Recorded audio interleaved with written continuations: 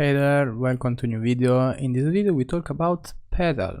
So pedal is an emulation of a guitar pedal. Really simple. It has three distortion types and a few controls to manage the tone, the timbre. So let's see how it sounds.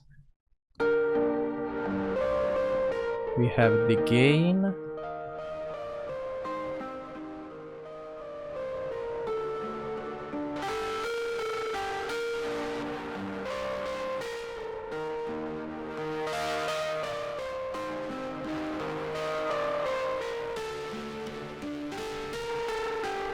and this slider just moves the mid frequencies. So if we have it like that, it will be toward the bass. If it's like this, it's just centered, and if it's like this, the mid will be more toward the mid highs. Then we have the sub that adds another layer of low frequency boost.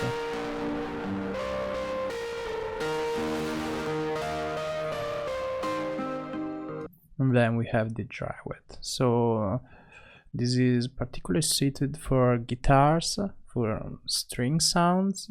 It's cool. It has some distortion types that can expand your sound palette. It's really cool if you have some guitar presets, something like that sounds a bit too digital. You can go with this and it's fine. So try it. Let's see you in the next video.